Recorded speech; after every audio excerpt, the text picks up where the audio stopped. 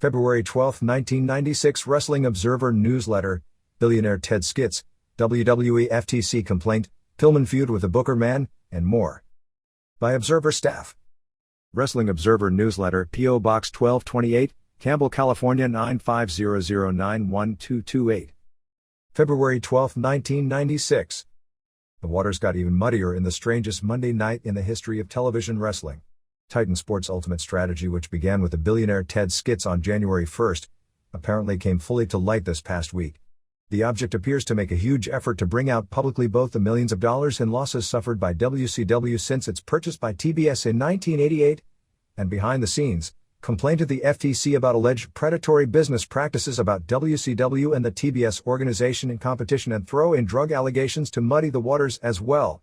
The idea appears to be to, as publicly as possible, paint a negative picture of both the financial situation of WCW, its business practices, and bringing up a possible drug problem to somehow cause the tiny organization in the Turner Empire to be examined by Time Warner before the merger that is expected to take place between the two organizations later this year. Titan has threatened a complaint before the FTC before May, when the merger is expected to go through. The complaint is believed to be regarding its losing out to WCW and getting a prime noon Saturday time slot in the Memphis market when it believes the Turner organization used CNN headline news as a bargaining chip. In other words, the station was told that if it wanted headline news, in return it would have to take WCW Wrestling's syndicated show instead of the WWF's. Vince McMahon claimed an official of the station told both he and Jerry Lawler exactly that at the NatB convention last week, but then refused to say so under oath if Titan were to try and go to court on the charge. Such practices are frowned upon by the FTC but are not all that unusual in the television industry. Calling attention to it and all the other allegations may be a desperation move to cause the wrestling company to hold up the merger, and since wrestling is hardly any kind of a key cog in the merger, cause Time Warner to simply ditch pro wrestling as an unneeded headache as part of the merger, which would basically destroy the company. If the merger were to go through, WCW would be part of the largest media conglomerate in the world and have financial power no pro wrestling organization in history would have ever had. Vince McMahon said he'd reveal exactly what his strategy is with the billionaire Ted Skit and what is expected to be a very public non-wrestling fight in financial journals. Time Warner in recent years sold its interest in Six Flags amusement park because it was consistently not profitable, and dropped some of its rap recording artists who were profitable because of the negative publicity associated with them. The combination of the two appears to be what McMahon is hoping to do with the public image of WCW before the merger. If WCW were somehow dropped for any reason in the merger, it would have a very difficult, perhaps impossible time surviving on its own given the current market conditions. This strategy could also backfire, because the nature of personal attacks by McMahon on Ted Turner in the skits could awake some sleeping giants in the Turner and Time Warner world that don't know or care about pro wrestling, but if they get dragged into a war, are people way out of the league of McMahon. The February 5th billionaire Ted Skit, with the tagline of "Despite threat of legal action from Turner Broadcasting," tried to portray Turner as a callous, uncaring person who was squandered away $40 million of his stockholders' money because he wanted a plaything to have fun with. It clearly portrayed that billionaire Ted wasn't spending his own money on WCW, but the stockholders' money, to fund the losing wrestling business. They also used a quote allegedly said by Ted Turner about wanting money and power and wanting to own everything, so when he dies and sees his father, who he didn't get along with, in heaven, he could say, "Kiss this." McMahon then attempted to purchase ad space in both the New York Times and the Wall Street Journal with a photo of Turner, and in large bold print saying, "Attention stockholders." The copy read, "As Ted Turner lost $40 million of your money in his personal vendetta against the World Wrestling Federation? Where are these losses reported in TBS financial statements?" Both papers turned down the ad, although a modified version of the ad was later accepted by the Times and was expected to run in the financial section on February 7th. It is now believed that WCW won't attempt to stop WWF from running the Huckster/Macho Man match on WrestleMania by taking legal action because TBS and/or Marvel Comics own the likeness to the Hogan, Savage and Turner personas for marketing purposes. Unlike a television parody, this is using the names for marketing when using it on a pay-per-view event. However, Titan apparently had geared up for that with its audience and portraying itself as the underdog babyfaces standing up to the billionaire's lawyers. Bischoff felt that filing legal action to block the match, even though they would probably win, would ultimately be playing into McMahon's hands.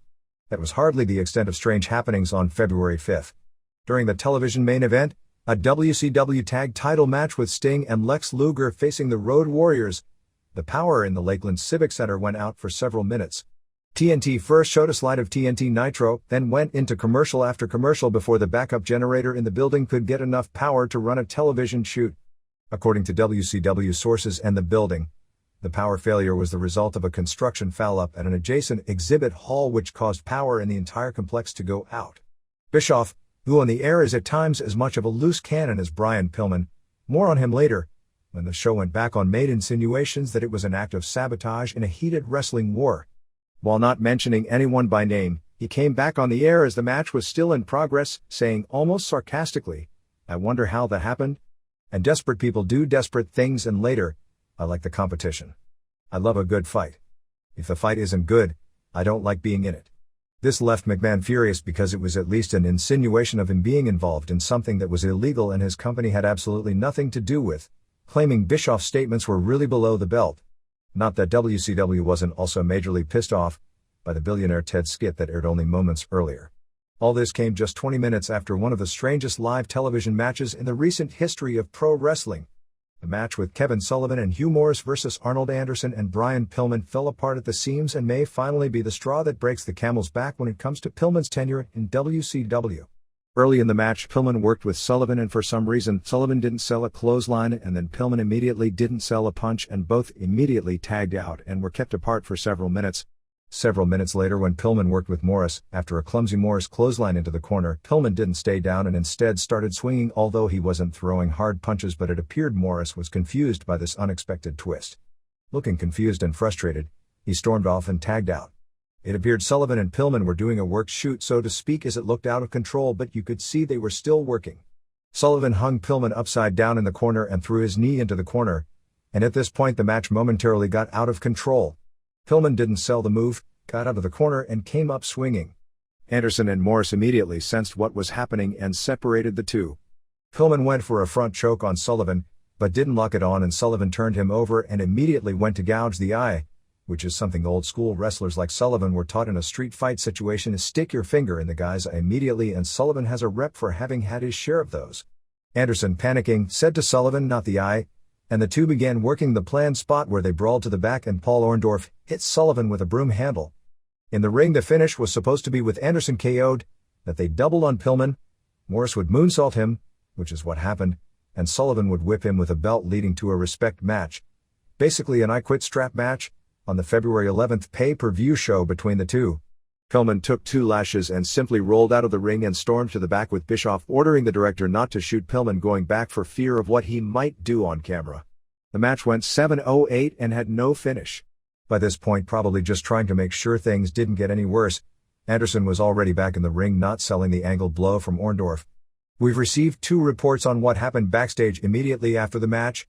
In one, Pillman and Sullivan had words again, with Pillman complaining that Sullivan wasn't selling for him, and rewatching the tape, it was Sullivan who didn't sell Pillman's offense first, although it appeared both didn't exactly place full trust in the other going in.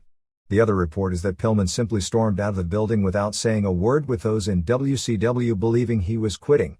However, he showed on the next morning for the next round of Universal tapings, but nobody was taking bets on his long-term future with the company. Although many thought Bischoff's comments during this and other broadcasts of late regarding Pillman's tenure are just building up his character, and some were, many of the comments were shoots, as Pillman has been on thin ice for weeks and has come perilously close to being like Cebu and being fired on live television by Bischoff. Bischoff even went so far as on television talking about the pay-per-view match between the two, saying that it may not happen. The Davey Boy Smith aggravated assault case is expected to be sent before the jury just after press time. The trial, which was in its 7th day, was expected to go into closing arguments on February 6th after making headlines throughout Canada during the first week because the prosecutor forced Smith, on the witness stand, to admit pro wrestling was fake. Smith was charged with aggravated assault in an incident that took place on July 25, 1993 at the Back Alley nightclub in Calgary, involving then 20-year-old Cody Light. The charge carries a maximum prison term of 14 years. What is fairly consistent about the testimony is that Light asked Smith's wife, Diana Hart Smith, to dance and perhaps made a rude remark to her regarding sexual practices. Diana then introduced Light to her husband, who didn't hear the remark, and it turned into a struggle. What actually ensued at that point is subject to conjecture. Testimony during the week involved about a dozen witnesses to the incident. A few of them, I believe 3, testified Smith attacked Light, and either picked him up and threw him and or punched him and or ran him into a wall. which ended up with Light suffering serious permanent injuries. None of the prosecution witnesses were consistent in their descriptions of what Smith allegedly did to Light. The rest testified that Smith grabbed Light and brought him over to the bouncers, and then turned and walked away. At that point Light went back after Smith, but slipped on the wet floor, landing on the back of his head, and knocking himself out. Smith testified that what the prosecution witnesses claimed he did, which would have been some sort of a wrestling throw. Different witnesses testified to different moves, but at least one testified to the move being a jackknife or powerbomb, would be a move you couldn't actually do without the cooperation of your opponent, and that the big moves in wrestling like suplexes are not done by the power of the person doing the move but the cooperation of both individuals. He was backed up in his claim by Gadawar Sahota Gama Singh, a longtime Calgary area wrestler.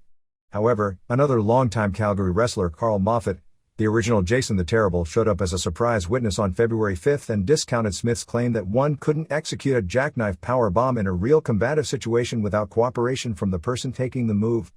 Perhaps the key witness in the case was Dr. John Butt, formerly the chief medical examiner for the province of Alberta. Butt testified the disabling injuries were likely caused by the victim. Butt was originally to be a prosecution witness when the trial was first scheduled many months back, and was largely the reason it was delayed because his testimony, which at the time figured to be key in the case, was going to benefit Smith. "It is a classic injury for people falling backwards on a hard surface," he told the court on February 2. Light's skull fracture was at the back of his head just above where the neck muscles are attached, and as a result, he's deaf in his left ear, his speech is slurred, and his motor functions, intellect and memory are all impaired. But said that if Smith had thrown Light, the likelihood would have been Light would have landed on the crown of his skull. "I find it difficult to see how somebody is going to land that low on their head after being flipped, but I can't deny the possibility." The Smith trial, which in a January story in the Calgary Sun was listed as the highest profile trial of the year in Calgary, made headlines throughout Canada on February 1. The previous day, prosecutor Gary Bilecki attempted to use the authenticity of Smith's profession against him to ruin his credibility. "Every single thing in wrestling is a fake," Smith said on the stand. This led Bilecki to emphasize the point, saying, "To put it bluntly, you are a fraud to the public." "If you want to put it that way," Smith replied. Bilecki then claimed Smith was a fraud on the witness stand as well in his denials that he slammed Light on the bar floor.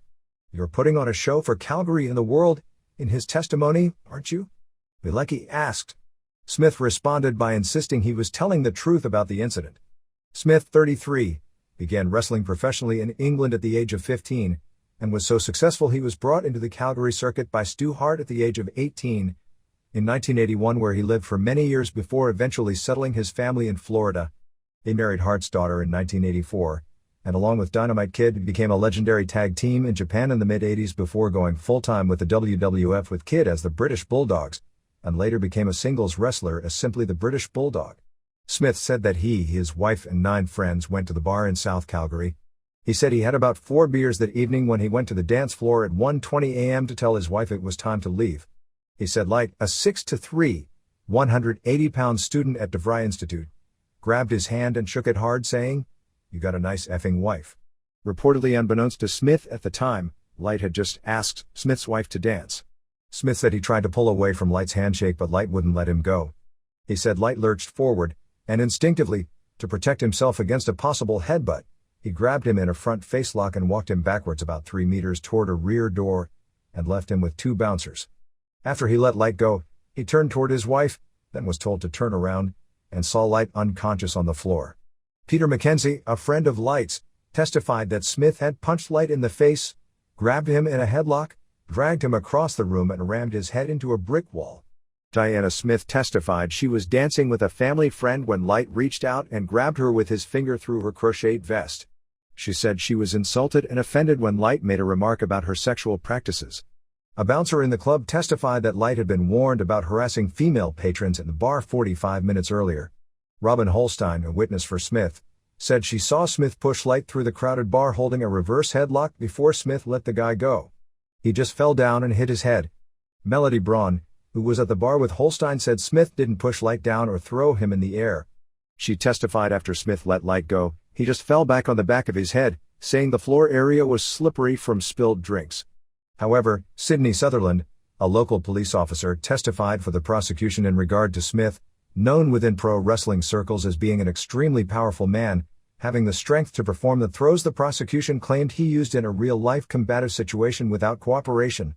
Sutherland testified that Smith at one point grabbed an officer by the gun belt and collar, lifted him up and pushed him away from him, throwing him almost 6 feet across one lane of a city street.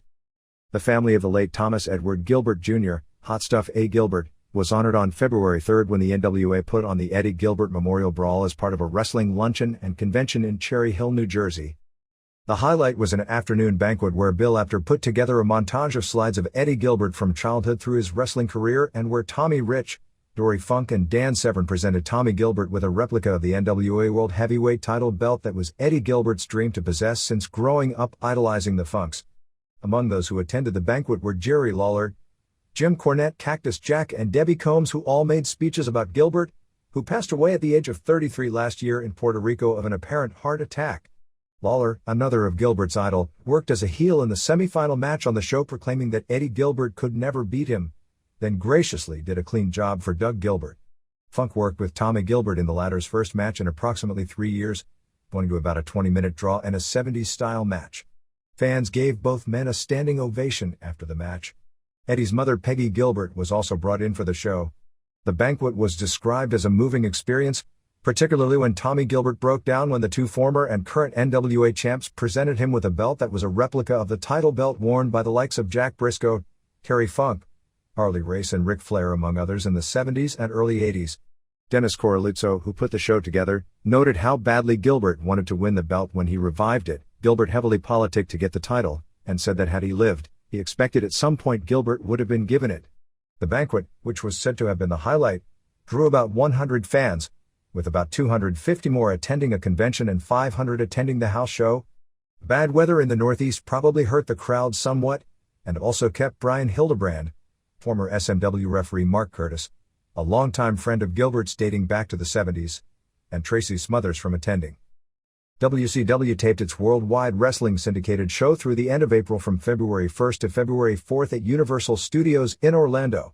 Unlike in the past, very few storylines were revealed by the 13 weeks of taping. Because booking, except for the very top, is probably not done much in advance, most of what was done was taped generic matches, mostly more competitive in nature with fewer squashes than in the past. With the exception of Randy Savage, who did one match with Ric Flair, nobody wore title belts to the ring, because with the Monday situation being what it is, literally title changes now can be and are booked a last minute. And Savage as champion for a show that presumably airs in April isn't necessarily indicative of anything, since they taped matches with Flair bringing the title belt to the ring for matches that would air after Flair lost the title in a title switch that was planned before those matches were taped. The biggest things revealed were babyface turns of the Giant and Zodiac, largely due to them being friends of Hulk Hogan's. Giant has moved to Florida near Hogan and the two have become friends as Hogan is grooming the guy to be the next Andre, and Ed Leslie has been Hogan's running around buddy since the beginning of time. Hogan has always wanted for kayfabe purposes for Zodiac to be turned back so people wouldn't make comments when the two are hanging around together. At the first taping, which airs in about a week or two, ring announcer Dave Penzer announced the Giant had a changing of heart and he needs the support of the fans and taped several matches as a babyface, including 2 against Dungeon of Doom member Morris. It is expected that the switch will take place after the Dungeon costs Giant the cage match with Hogan at Super Brawl, or somehow breaks up with him that night or at Nitro the next night. It's not clear when the Zodiac turn will take place, as he didn't appear until the April tapings on February 4th, as a babyface accompanied by the Giant, as the Clipmaster, back in his old Brutus the Barber gimmick with the shears. After the match he went to clip the jobber's hair, but Giant kept him from doing so. About the only other revealing storyline item is that in matches taped for April, Arnold Anderson and Brian Pillman and Chris Benoit were still together as the Four Horsemen. So if there is a turn, it doesn't appear to be coming that quickly. Sting and Lex Luger worked in a tag match for February against the Nasty Boys where Jimmy Hart interfered causing a DQ finish but Sting not seeing the interference. However, in matches in March and April, they didn't work as a tag team. No major newcomers appeared, although on the show working and losing roles included the return of Ice Train from Europe, Brad Armstrong and Alan Iron Eagle, Joe Gomez, as a tag team partner of Renegade. No interviews were done live. What we got was that the crowd at Universal was really hot the first day, but overall officials were disappointing because after the first day the heat in the building couldn't match up to the tapings at Disney, so there will be more sound sweetening than usual when these matches hit the air. Perhaps the most newsworthy items coming out of Orlando were a pair of out-of-ring incidents that took place late Sunday night. In one that really didn't involve wrestling except in a peripheral way, at the Orlando residence and where many of the wrestlers were staying, there was a hostage situation. About midnight, a woman was thrown out of her room naked outside in 20-degree weather while the guy in the room barricaded himself in the attack, and the SWAT team had to come to tear gas him out. They had to evacuate all the rooms while this was going on, which included both WCW wrestlers and officials. Apparently the scene was almost directly out of a bizarre movie with Pillman and Disco Inferno in character, saying that the Horsemen were there to save the day and him having everyone so confused as to what to make of him and people believing he was actually going to try and apprehend the guy himself, which he didn't do, although we've got reports that after the guy was apprehended, that Pillman kept giving him the four-finger horseman signal. In the other, almost right out of a Public Enemy television vignette, Johnny Grunge, Mike Durham, was arrested even later that evening while driving a WCW production van on a DUI and spent a few hours in jail. He and tag partner Rocco Rock were in the van that was supposed to be reserved for Doug Dillinger, and it isn't known exactly how they got the keys. Because Durham had no prior arrests in the state of Florida, it is believed the DUI charge will involve more of a slap on the wrist. After Super Brawl, the next scheduled pay-per-view for WCW will be Uncensored on March 24th in Tupelo, Mississippi, or 1 week prior to WrestleMania. The scheduled card, naturally subject to revisions by the minute, is headlined by a Doomsday match which will be Hulk Hogan facing 4 men in 4 different cages, as opposed to the Triple Tower of Doom, with the 4 being Arnold Anderson, Kevin Sullivan, Ric Flair, and finally the Loch Ness Monster, Luke McMasters, a wrestler from England in his mid-50s who is horrible, about 6'7", 475, who will be brought in as the latest monster heel foil for Hogan. Also scheduled is a street fight with Road Warriors vs. Sting and Lex Luger, Colonel Parker vs. Sherry in a singles match, Johnny B. Bad vs. Diamond Dallas Page with the TV title, Kimberly and the Money all at stake, Randy Savage vs. Brian Pillman presumably for the WCW title, although that could also change at a moment's notice, but notice the positioning of the world champion being lower on the card than Page or Parker vs. Sherry, Shark vs. Giant, and Conan vs. David Finley presumably for the US title. Overall, when it comes to house show attendance and television ratings, this year was overall similar at initial viewing to 1994. Attendance increased 5.5% per event while television ratings dropped 1.0%. However, in overall live event revenue, despite the increase in average, it would be a decrease because the WWF ran far fewer events. From a profitability standpoint, it's hard to ascertain. It's a small increase, but a larger percentage of shows are being run in more expensive to run arenas, and the average per remained about the same. In addition, a larger percentage of top names are on each show. The average per show would have definitely declined from last year had the company not pulled the plug on running B shows in the fall. For the wrestlers themselves, there is no doubt that this increase is something that's simply looking good on paper and not anything that's going to benefit them in the paycheck, either those who are regularly booked because the payoffs are split in more directions, or more importantly, the half of the crew that isn't getting booked and thus is barely making money. Much of the increase in average came during the last 3 months of the year when WWF cut back to one house show per night and loaded up the shows with far more marquee performers on the only show than have appeared on shows going back a long time, thus increasing the average. Still, the consistent decline which had been taking place since 1992 has slowed and even shows signs of starting to rebound. On the other hand, television numbers tell also a misleading story. The WWF declining ever so slightly is totally based on the past 4 months, when WCW put Nitro head-to-head with Raw, knocking points off the top-rated show's average each and every week. The success of Raw largely led to WWF either being tied or being ahead of its 1994 levels every month from February through August before the Nitro-caused decline set in. WWF was on the verge of reversing the downward trend when it came to cable television before the opposition swarmed in. The Nitro-caused decline is very real, as from the debut of Nitro in September through the end of the year, in each and every month, WWF set an all-time record low in ratings for that particular month. Based on the current trends, 1996 will not be a good year when it comes to cable ratings for the WWF, as it will be hard-pressed to not continue to set record lows every month, and it almost surely will be a record low year unless a major change is in order. The irony of these numbers is that if WWF had maintained a 2-show per night house show business during the fourth quarter, live attendance would have declined, but instead it on average increased. Likewise, if Nitro hadn't been part of the equation, television ratings would have shown a sizable increase over the past 2 years, instead of showing a small decline. Those of you who have been following wrestling or reading The Observer dating back to 1984 will remember something about perception and reality.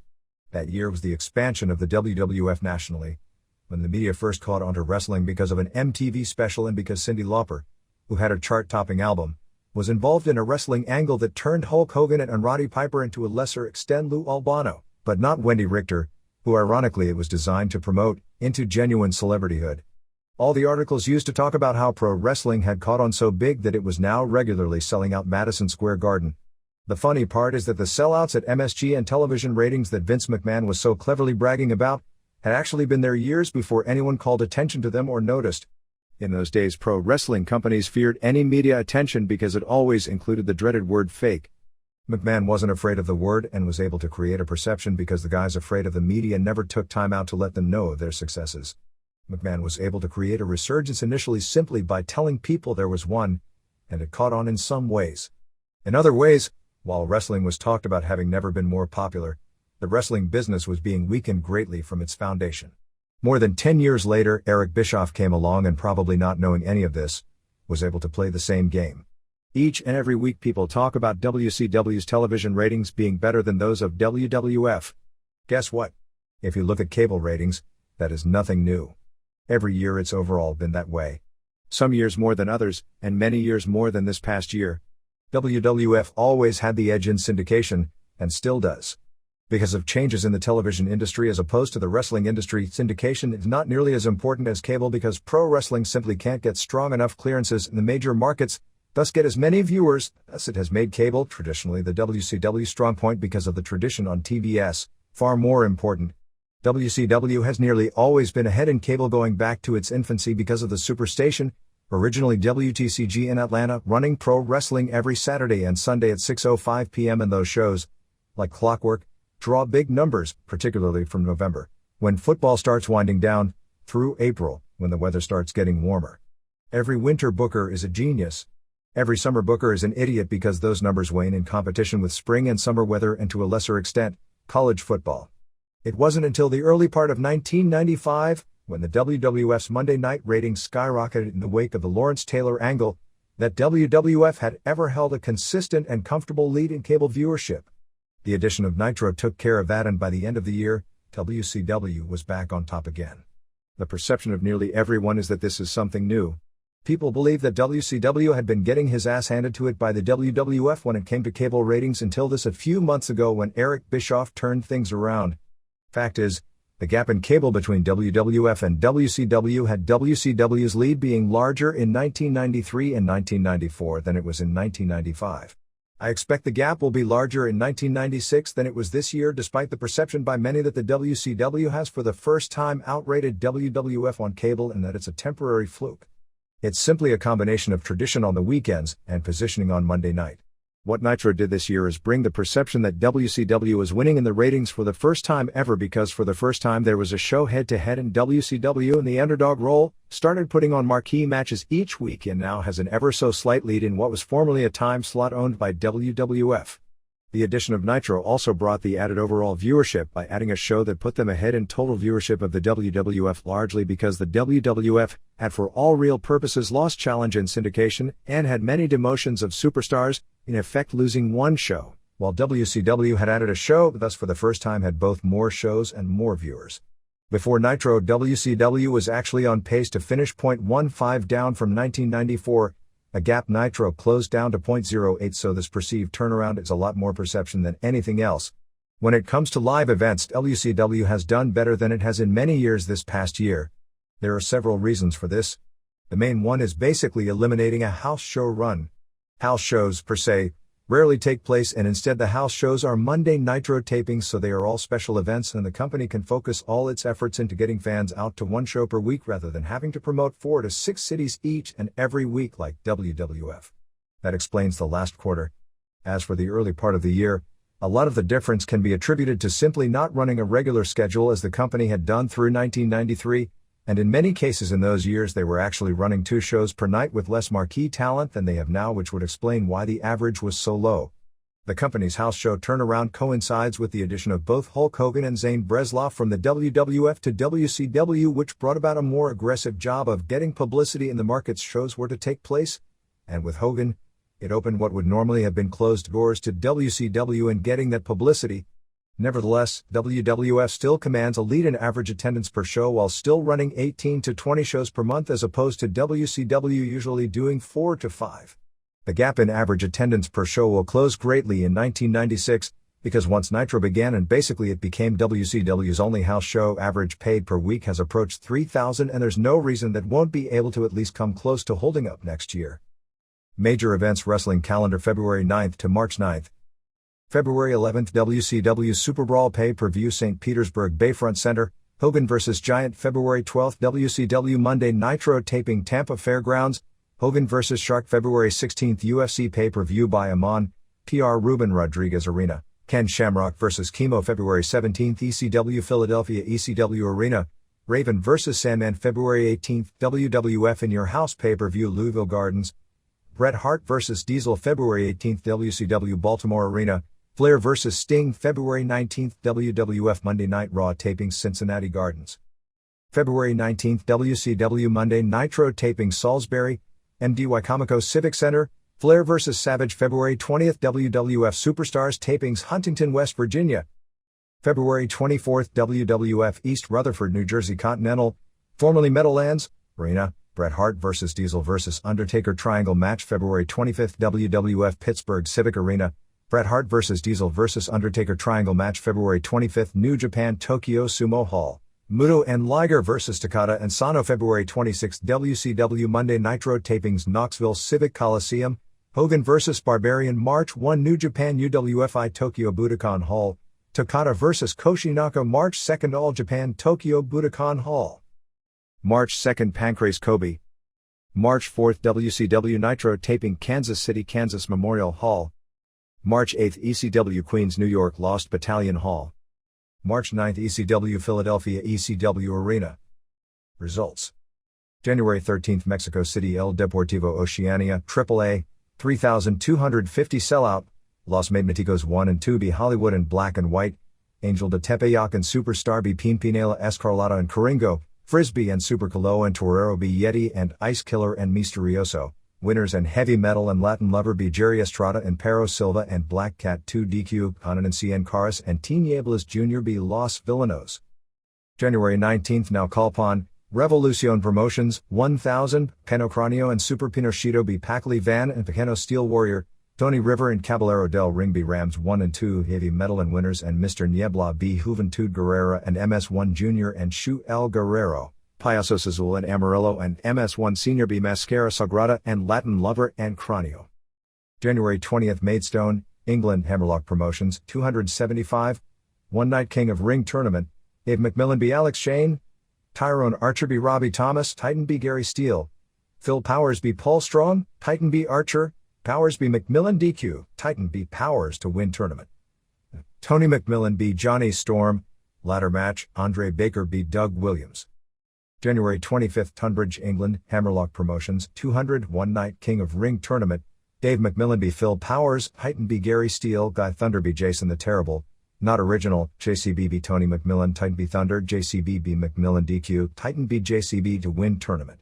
Ultimate Bitch B Adam Exclusive, ladder match, Andre Baker B Doug Williams.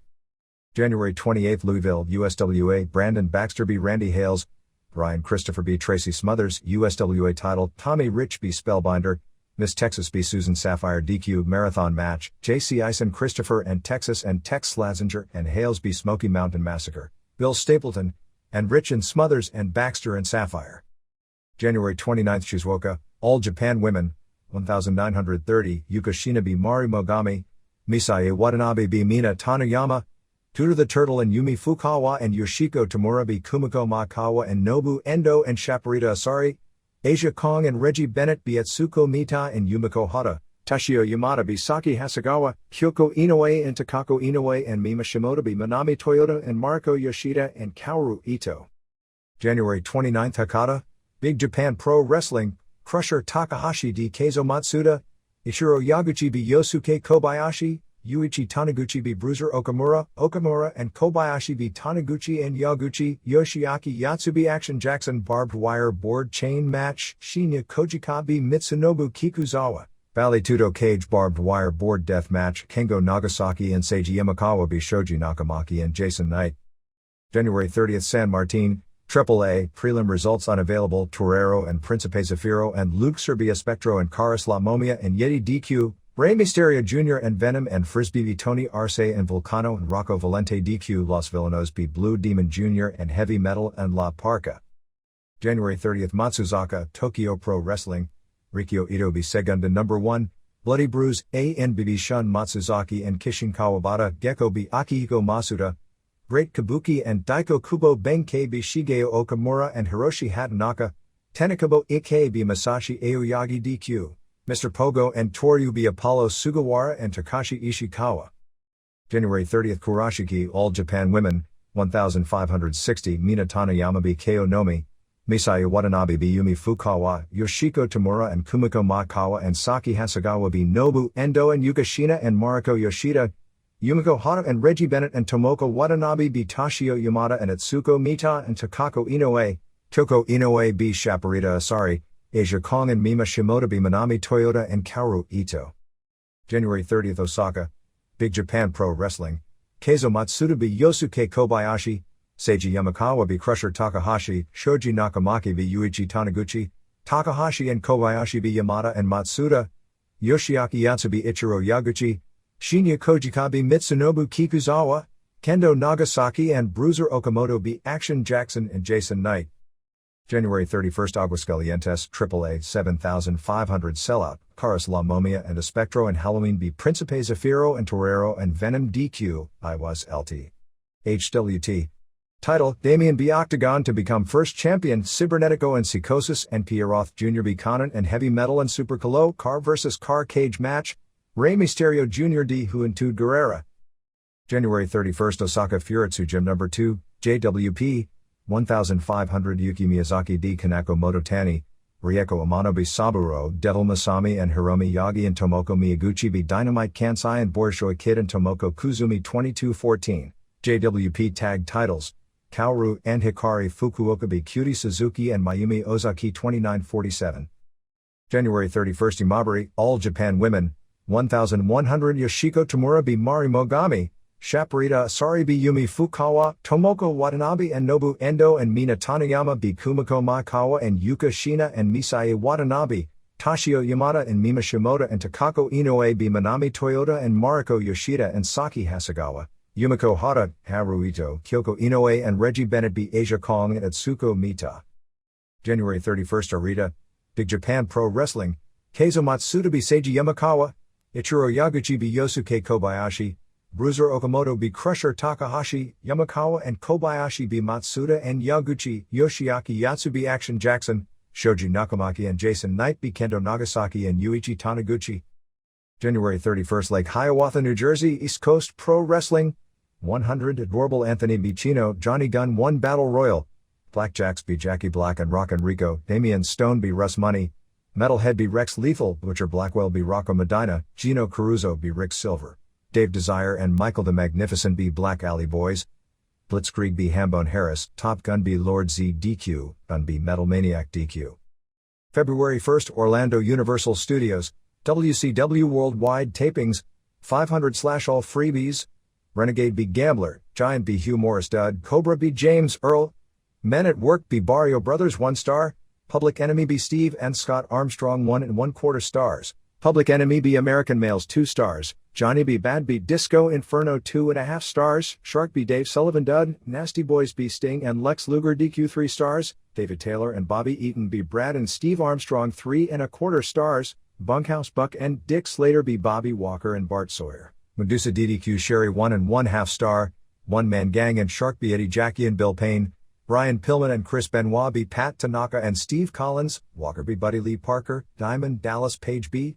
Jim Duggan b. Chris Canyon, Ric Flair b. Alex Wright 3 1/2 stars, Morris b. Buddy Valentine, Scott Norton b. Payne, Men at Work b. Bart Sawyer and Manny Fernandez. February 1st, Nishiho All Japan Women, 1080 Yoshiko Tamura b. Ko Nomi, Nobu Endo b. Yukashina, Itsuko Mita and Shaparita Asari and Tomoko Watanabe b. Mina Tanayama and Yumi Fukawa and Toshio Yamada, Mariko Yoshida b. Kumiko Makawa, Yumiko Hata and Mima Shimoda and Reggie Bennett b. Takako Inoue and Kyoko Inoue and Tomoko Watanabe, Asia Kong and Kaoru Ito b. Manami Toyota and Saki Hasegawa. February 1st Toyohashi, Big Japan Pro Wrestling, Keizo Matsuno be Crusher Takahashi, Ichiro Yaguchi be Yuichi Taniguchi, Bruiser Okamoto be Yosuke Kobayashi, Takahashi and Taniguchi be Matsuda and Yaguchi, Yoshiaki Yatsu be Jason the Terrible, Jason Knight and Shoji Nakamaki be Seiji Yamakawa and Kendo Nagasaki. February 1st Gunma LLPW, 535, Keiko Aono di Okino, Mizuki Endo be Michiko Nagashima, Rumi Kazama and Kurula Harley Saito be Carol Midori and Yasha Kurenai, Shinobu Kondori be Mikiko Futagami, Eagle Sawai and Yukari Gen be Norio Tadano and Michiko Omukai. February 1st Winnipeg, MB, River City Wrestling, 100 Bobby Collins be Chad Ripley, Caveman Broda be Yogi Donovan DQ, Mike Stone be Tulip, Vance Nevada and Bugsy Slug D Easy Rider and Brother Midnight, Robbie Hoyce be Brian Jewell. February 1st Bakersfield, California, Slammers, Movie star Mike be Jimmy James, Kano the Islander be El Toro Bravo DQ, Hombre de Oro be Bruce Bodine, Samoan Kid be Dynamite D Jeff Lindbergh be Tyrone Little. February 2nd Orlando Universal Studios, WCW Worldwide Tapings, 500 sellout / all freebies, key results, American Males be Barrio Brothers 2 stars, Brad Armstrong be Pat Tanaka 3 stars, Brian Pillman and Chris Benoit and Arnold Anderson be Hugh Morris and Kevin Sullivan and Meng DQ 2 3/4 stars, Sherry B. Medusa, Johnny B. Bad B. Brad Armstrong 1 1/2 star, Craig Pittman B. Mark star, One Man Gang B. Cobra Nasty Boys B. Public Enemy 1 star, Brad Armstrong B. Chris Canyon 1 1/2 star, Medusa B. Sherry. February 2nd Reading, Pennsylvania, ECW, 550 sellout, Mr. Hughes and Bad Crew B. Axel Rotten and Hack Myers and El Puerto Ricano, Taz B. Shark Attack Kid, ECW TV title, Too Cold Scorpio B. Mikey Whipwreck, Shane Douglas and Tommy Dreamer B. Raven and Stevie Richards, Pit Bulls B. Headhunters, Bubba Ray Dudley B. JT Smith, Eliminators B. Chris Jericho and Rob Van Dam, Cebu B. Cactus Jack. February 2nd Moronan, New Japan, 2200 Tatsuhiro Takaiwa B. Yutaka Yoshi, Kengo Kimura B. Yuji Nagata, Koji Kanemoto and Shinjiro Otani B. Dean Malenko and Tokumitsu Ishizawa, Jushin Liger and El Samurai B. Black Cat and Black Tiger, Eddie Guerrero, Kazuo Yamazaki and Osamu Kido B. Junji Hirata and Osamu Nishimura, Satoshi Kojima and Kensuke Sasaki B. Hiroyoshi Tenzan and Hiro Saito, Keiji Muto and Takashi Iizuka B. Shiro Koshinaka and Akitoshi Saito.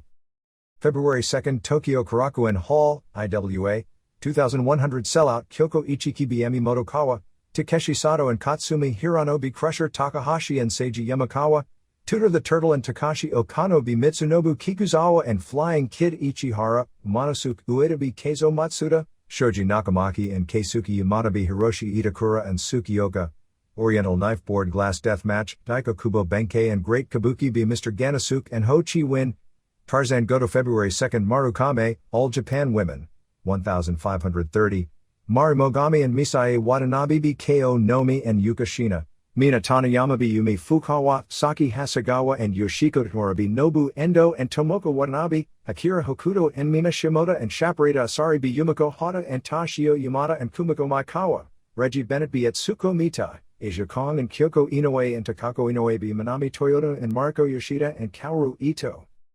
February 2nd Mexico City Arena Coliseo, EMLL, Fantastic and Mascara Magica and Oro 2 B. Cadaver de Ultra Tumba and Espectro Jr. and Damien El Guerrero, Karloff Lagarde Jr. and Mocho Cota and Rambo B. Brazo de Oro and Americo Rocca and Ringo Mendoza, El Satanico and Negro Casas and Apollo Dantes B. Silver King and El Hijo del Santo and Dandy, Hector Garza and Atlantis and Dos Caras B. Bestia Salvaje and Emilio Charles Jr. and Dr. Wagner Jr. DQ. February 2nd Compton, California, Sergio Garcia Promotions 100, Machina Infernal Iron Vandal Drummond B. Fisico Nuclear and Mecanico, Bulldog Rivera and Estrada B. Cosmos and Meteoro, Los Toritos 1 and 2 B. La Rosa Salvaje and Renegade Estrada, Durango Kid and C. Impacto, Superboy and Capitan Oro and Loverboy B. Pilato Suicida and Triton and Mercurio.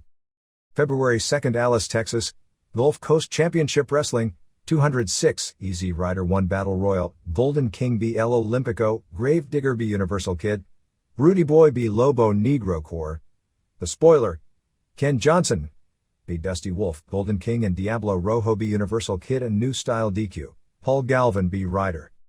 February 3rd Bangalore, India WWF 30,000, Doink the Clown b Zip, Ahmed Johnson b Skip, Henry Godwin and Bart Gunn b Owen Hart in Yokozuna, Savio Vega b Isaac Yankem, Razor Ramon b 123 Kid, IC title, Undertaker b Goldust Core, Diesel b Hunter Hearst Helmsley, WWF title, Bret Hart b Tatanka. February 3rd Queens, New York, ECW 1200 Sellout, Taz b Shark Attack Kid, Headhunters b Axel Rotten and El Puerto Ricano, ECW Tag Titles, Illuminators b Cactus Jack and Mikey Whipwreck to win titles, Tommy Dreamer and Shane Douglas b Raven and Stevie Richards, Rey Mysterio Jr. b Juventud Guerrera, Chris Jericho b Rob Van Dam, Bubba Ray Dudley b JT Smith, Cebu b Mr. Hughes, Sandman and Two Cold Scorpio b Gangstas. February 3rd Sapporo Nakajima Sports Center, New Japan, 6,300 Sellout, Dean Malenko and Koji Kanemoto b Black Cat and El Samurai, Osamu Kido and Kazuo Yamazaki b Riki Choshu and Takashi Iizuka, Hair vs. Hair, Akira Nagami b Kunyaki Kobayashi, Satoshi Kojima and Osamu Nishimura b Geto and Hiromichi Fuyuki DQ, Yoji Anjo and Yoshihiro Takayama b Hiroyoshi Tenzan and Hiro Saito, IWGP Junior title, Jushin Liger b Black Tiger, Keiji Muto and Kensuke Sasaki b Akitoshi Saito and Kengo Kimura, Shiro Koshinaka and Michiyoshi Ohara b Shinya Hashimoto and Junji Hirata, 2 of 3 falls. Kenichi Yamamoto and Kazushi Sakuraba and Hiromitsu Kanehara and Masahito Kakihara b Tatsuhito Takaiwa and Yuji Nagata and Shinjiro Otani and Tokumitsu Ishizawa. February 3rd Cherry Hill, New Jersey Eddie Gilbert Memorial Brawl, NWA, 500 Knuckles Nelson b Inferno Kid, Glenn Osborne and Rockin' Rebel b Blue Thunder, Carl Fisher, and Harley Lewis DQ Tommy Gilbert d Dory Funk Lost Boys 1 triangular match over Bad Attitude and Greek Connection, Johnny Gunn b Tommy Rich, Kevin Lawler and Debbie Combs and HW Star b Angel and Twiggy Ramirez and Rick Ratchet, not title, Tommy Cairo b Derek Domino, Ace Starling b Kid Flash, Doug Gilbert b Jerry Lawler, NWA title, Dan Severn b Al Snow. February 3rd Orlando Universal Studios, WCW Worldwide Tapings, 500 Sellout / all freebies, partial non-squash results, Brad Armstrong b Disco Inferno, Ice Train b Max Muscle, Devin Storm b Bunkhouse Buck DQ, Sting and Lex Luger b Barrio Brothers, Craig Pittman and Joey Maggs b State Patrol, Storm b Chris Canyon, Harlem Heat b Public Enemy, Brad Armstrong b Muscle, One Man Gang b Ice Train. February 3rd Nashville, USWA, Downtown Bruno b Scott Bowden, Miss Texas b Susan Sapphire, Brandon Baxter b Randy Hales, Unified title, Jeff Jarrett b Brian Christopher, Most Falls in 30 Minutes, PG-13 in Texas and Tex Slazenger and Hales b Tracy Smothers and Jesse James, Armstrong and Coco Ware and Sapphire and Baxter. February 3rd Sahara, Tokyo Pro Wrestling, Akihiko Masuda d Segunda No. 1, Rikio Ito b Tenakabo AK DQ Bloody Bruce A and BB Hiroshi Hatanaka and Gecko, Great Kabuki and Daiko Kubo Benkei b Apollo Sugawara and Shun Matsuzaki, Masashi Aoyagi b Kishin Kawabata, Mr. Pogo and Toryu b Takashi Ishikawa and Shigeo Okamura. February 3rd Maibashi, IWA, 830, Tutor the Turtle b Takeshi Sato, Kyoko Ichiki b Emi Motokawa, Crusher Takahashi and Seiji Yamakawa b Ninja and Mitsunobu Kikuzawa, Umanosuke Ueda b Katsumi Hirano, Hiroshi Itakura and Tsukioka b Keizo Matsuda and Keisuke Yamada, Tarzan Goto and Mr. Ganasuke b Takashi Okano and Shoji Nakamaki. February 3rd Tokushima All Japan Women, 1470, Mina Tanayama b Mari Mogami, Yoshiko Tamura b Misae Watanabe, Shaparita Asari and Kumiko Makawa and Yumi Fukawa b Tashio Yamada and Yuka Shina and Nobu Endo, Atsuko Mita and Yumiko Hata b Mima Shimoda and Kyoko Inoue, Saki Hasegawa b Mariko Yoshida, Manami Toyota and Kaoru Ito and Reggie Bennett b Asia Kong and Takako Inoue and Tomoko Watanabe. February 3rd Lima, Ohio Global Wrestling Alliance, 125, Reckless Youth b Dave Keller, Real Cute, Jason Fabio b Casey Thunder, Steve Storm and Brian Smith Jr. b Denny Cass and Pierre Roulette, Even Cuter, Mikey Dahmer, You're Killing Me, b Steve Nixon, Black Ice b Bridget Nelson, Headbangers b Rico Rodriguez and Torch MacGyver d Low Brown b Scott Hunter, Scott Damore. February 4th Sapporo Nakajima Sports Center, New Japan, 6,300 Sellout, Tatsuhito Takaiwa b Yutaka Yoshi, Jushin Liger and Black Tiger b Shinjiro Otani and Tokumitsu Ishizawa, Riki Choshu and Tadao Yasuda beat Michiyoshi Ohara and Kengo Kimura, Yoji Anjo and Yoshihiro Takayama beat Geto and Hiromichi Fuyuki, Satoshi Kojima and Osamu Nishimura beat Hiro Saito and Hiroyoshi Tenzan, UWALT. HWT title, El Samurai beat Dean Malenko, Shinya Hashimoto and Junji Hirata and Akira Nagami beat Akitoshi Saito and Kunyaki Kobayashi and Shiro Koshinaka, Kazuo Yamazaki and Osamu Kido beat Kensuke Sasaki and Keiji Muto, 2 of 3 falls. Takashi Izukai and Yuji Nagata and Black Cat and Koji Kanemoto beat Kenichi Yamamoto and Kazushi Sakuraba and Hiromitsu Kanehara and Masahito Kakihara 26-26. February 4th, Orlando Universal Studios, WCW Worldwide Taping, 500 sellout / all freebies, partial results, Giant v Hugh Morris, Conan v One Man Gang, Public Enemy v David Taylor and Bobby Eaton, Big Bubba Rogers v Jim Duggan, Hulk Hogan v Shark, Ric Flair v Marcus Bagwell. Conan v Pat Tanaka, Arnold Anderson and Brian Pillman and Chris Benoit v Barbarian and Meng and Morris, Cobra v Tanaka, Barbarian and Meng v Scott and Steve Armstrong, Sting v Morris, Conan v VK Wall Street, Randy Savage v Flair DQ, Conan v Dick Slater, Flair v Renegade. February 4th, Wakayama All Japan Women 1600, Mina Tanayama and Mari Mogami v Ko Nomi and Misae Watanabe, Yoshiko Tamura v Yumi Fukawa, Saki Hasegawa and Yuka Shinobi Kumiko Makawa and Nobu Endo, Asia Kong and Itsuko Mita and Shaparita Asari v Mima Shimoda and Takako Inoue and Reggie Bennett, Yumiko Hatabi Tashio Yamada Bull Nakano and Kyoko Inoue and Tomoko Watanabe v Manami Toyota and Mariko Yoshida and Kaoru Ito. February 4th, Mito, IWA, 755, Katsumi Hirano v Seiji Yamakawa, Kyoko Ichiki v Motokawa, Takashi Okano and Tutor the Turtle v Tsukioka and Hiroshi Itakura, Umanosuke Ueda v Mitsunobu Kikuzawa, Mr. Ganasuke v Crusher Takahashi, Tarzan Goto v Tenakabo Ike, Great Kabuki and Daiko Kubo Benkei v Shoji Nakamaki and Keisuke Yamada. February 5th, Lakeland, Florida, WCW Monday Nitro Tapings, 7,000 sellout / 4,000 paid. Conan v Devin Storm 1 star, Bunkhouse Buck and Dick Slater v Barrio Brothers Dud. WCW TV title, Johnny B. Bad B. Diamond Dallas Page 3¼ stars. WCW title, Randy Savage b. Chris Benoit DQ 2¾ stars. Brian Pillman and Arnold Anderson b. Kevin Sullivan and Hugh Morris DQ Dud. Ric Flair b. Marcus Bagwell 3¼ stars. WCW tag titles, Sting and Lex Luger b. Road Warriors 1 star. Special thanks to Dean Ias, Greg John, Ron Lemieux, Wayne Stanton, Steve Dr. Lucha Sims, Kurt Brown, Joe Granat, Jesse Money, Rick Garcia, Rich Palladino. Japanese Television Rundown. January 14th, All Japan. 1. Tamon Honda pinned Bobby Duncombe Jr. with a German suplex in 7 minutes. A total nothing match. Both looked bad. Dud. 2.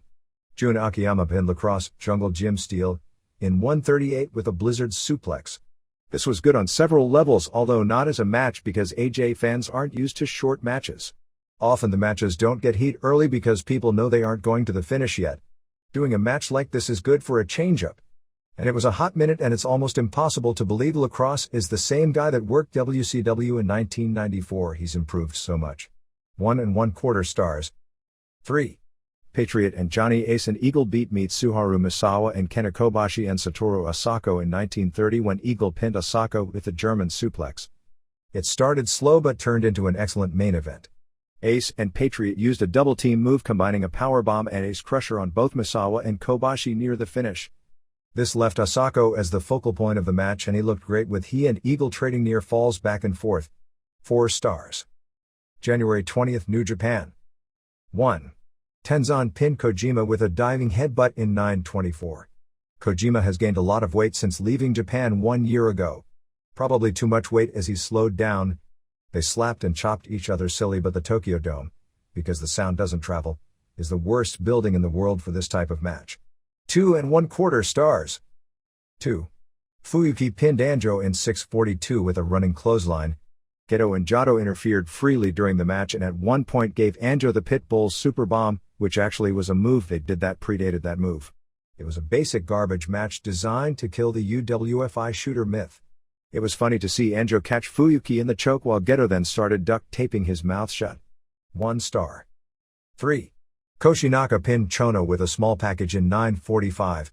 At one point they traded Koshinaka's flying hip attack and Chono's Yakuza kick, with each not selling the other's trademark move. What they did was good, but it lacked heat. 2¼ stars. EMLL. The February 2nd main event continued the new program with Hector Garza and Dr. Wagner Jr. in a rematch from last week. Garza and Atlantis and Dos Caras faced Wagner and Emilio Charles Jr. and Bestia Salvaje. Garza juiced in the third fall and was destroyed by Wagner, who ended up being DQ'd for refusing to pin him after one powerbomb after another.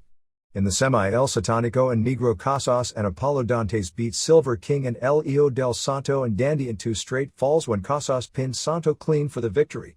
On the January 30th show at Arena Coliseo, Pantera retained his CMLL welterweight title, beating Archangel. Also on February 2nd, old-timers Ringo Mendoza and Americo Rocca started a feud, with Rocca turning back heel.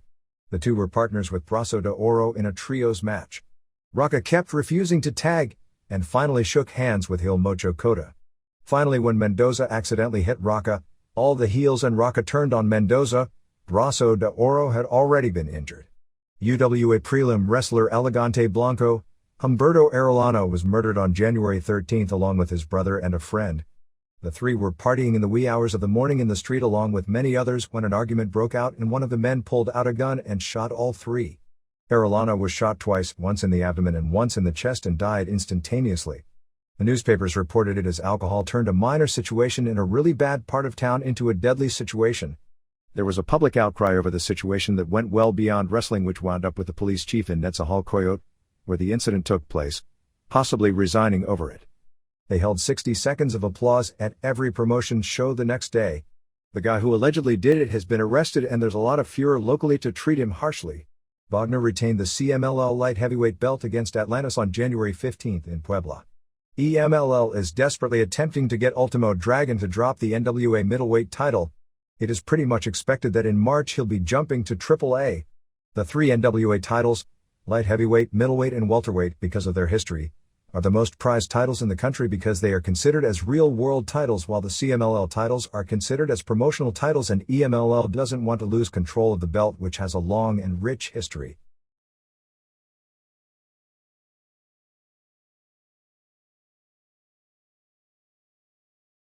AAA. The situation with the Mexican national tag team titles is back up in the air. The commission in the Distrito Federal stripped Juventud Guerrera and Psicosis of the belts they had won on January 12th in Nezahualcóyotl in the match with Volador and El Mexicano, and also turned down EMLL's motion to recognize Dandy and La Fiera as champions, stemming from a match on December 1st at Arena Mexico where they beat Blue Panther and Fuerza Guerrera. The commission told both promotions, as far as they are concerned, that the champions are Fuerza and Juventud Guerrera, who had won the title, which went into disarray when Juventud went back to AAA after initially leaving with his father to join Promel, and told both promotions to arrange for the two to have a title defense. AAA then protested, claiming that the commission approved of El Signo replacing Psicosis on the Mexican National Trios Championship team along with Fuerza Guerrera and Panther when the latter two joined Promel, leaving Psicosis in AAA. Super Luchas, the weekly magazine that Antonio Pena puts out, was banned from covering EMLL when Vitorino, the ring announcer at Arena Coliseo, banished its reporters and photographers from their shows. The magazine, which at times is the AAA promotion's house organ, claimed AAA would debut in March with a new look and a new logo, and that the magazine would change at the same time. The television tapings for this past week were held on January 30th in San Martin and January 31st in Aguascalientes. San Martin, which drew a poor house, saw what may be the beginning of a feud with Heavy Metal and Blue Demon Jr. The two, and La Parca, were facing Los Villanos in the main event. One of the Villanos took his mask off and put it on Heavy's face, and Demon then attacked him. Even when Heavy got the mask off, showing he wasn't a villano, Demon continued to attack him. Aguascalientes drew a sellout 7,500 for the car versus car cage match with Rey Mysterio Jr. versus Juventud Guerrera, described as a 4¼ stars match only because of the lack of a finish. Both guys were fighting on the top of the very high cage and crotched each other, and took a big bump off the cage to the ground and landed at the same time, so it was ruled a draw, so neither won the other's car. Among the moves in the double juice match were Guerrera doing 2 powerbombs off the top rope, them doing the Tommy Dreamer / Raven spot where one has his arms crucified on the cage and the other does a chair shot, which was said to be a sickening shot. Guerrera did a 1 January 2nd somersault leg drop. Bull Nakano's move taken a step farther, off the top rope, and more. In the other key match on the show, Damien became the first Iowa's light heavyweight champion, beating Octagon. In the first fall, Paris La Momia tripped Octagon, so he was pinned. In the second fall, Damien went for a tope but hit ref Pepe Casas, who juiced. This brought heel ref Tirantes out and he kept slow counting as Octagon had pins.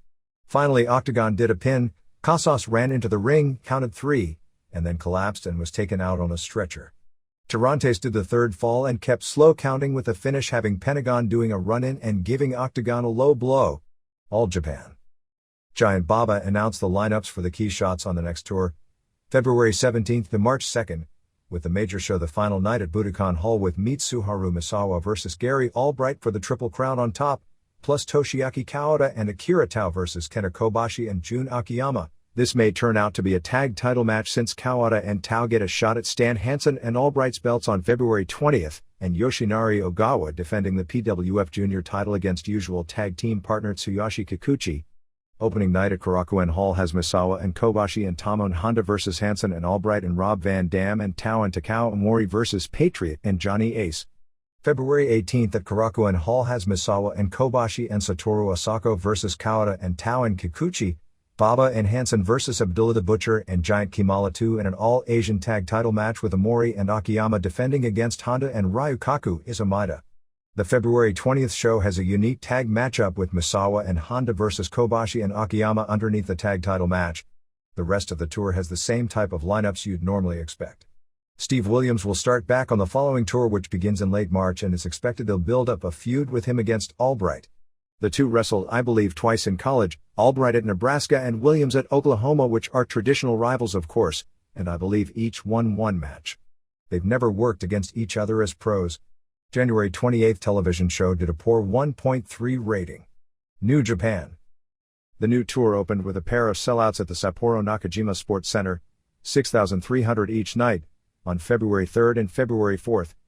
The lineups were unique in that they used usual prelim wrestlers as the main event both nights in a New Japan prelim wrestlers versus UWFI wrestlers, also except one, Masahito Kakihara, would have been classified as prelim guys in that group as well prior to the group's finances falling apart. On the first night, Team UWFI, Kenichi Yamamoto and Kazushi Sakuraba and Hiromitsu Kanehara and Kakihara, beat Team New Japan, Tatsuhito Takaiwa and Tokumitsu Ishizawa and Yuji Nagata and Shinjiro Otani, in a 2-out-3 falls match when Yamamoto made Takaiwa submit in the third fall in 1943 total time. The next night saw the same UWFI team lose to the stronger New Japan team of Nagata and Takashi Iizuka and Koji Kanemoto and Black Cat when Cat made Yamamoto submit to a chicken wing in the third fall in 26-26. In the first fall of the match, Kakihara beat Kanemoto with a choke sleeper, which may set the stage for those two to feud. Jushin Liger retained the IWGP Junior title, pinning Black Tiger, Eddie Guerrero, on February 3rd with a Fisherman Buster in 12-26. On February 4th, El Samurai retained the UWA Light Heavyweight title, pinning Dean Malenko in 13-24. We had heard reports about this, and they are apparently true, that New Japan will book almost all its foreign talent through WCW from this point forward. The current tour, in which Malenko and Guerrero are the only foreigners, ends on February 25th at Sumo Hall. The following tour will be March 9th to March 26th, with the two major shows being March 20th in Nagoya and March 26th at the Tokyo Gymnasium. We'll have Scott Norton, Hugh Morris, Wild Pegasus, Chris Benoit, and Harlem Heat, all of whom are WCW wrestlers. Morris was a former main eventer for smaller groups in Japan like Wings as Crash the Terminator, and it'll be his first New Japan tour, and it'll also be the first for both members of Heat, who were scheduled on the November shows, but Stevie Ray was injured. The idea behind this appears to be that New Japan's business, as the Tokyo Dome shows have proved, is based largely on Japanese versus Japanese matches on top, so the need for foreigners has greatly decreased. In addition, New Japan had some foreigners, Vader and the Steiners, who had worked their way up to a huge salary range, and since the company apparently can sell out just about every major show without them, why take on the added expense unless it's a dome show?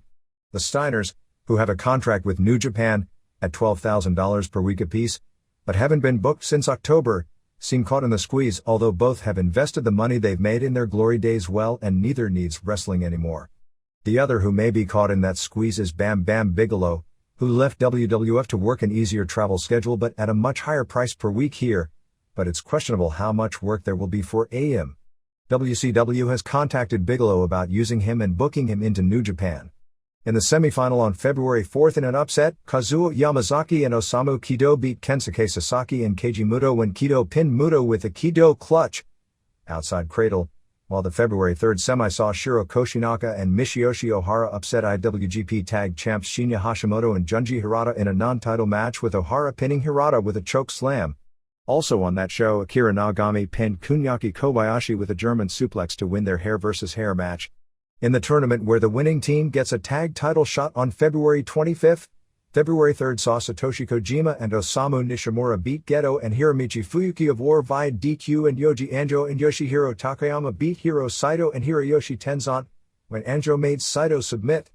On February 4th, Kojima and Nishimura beat Saito and Tenzan, and Takayama and Anjo beat Geto and Fuyuki, so Kojima's team and Anjo's team are tied for first as of right now.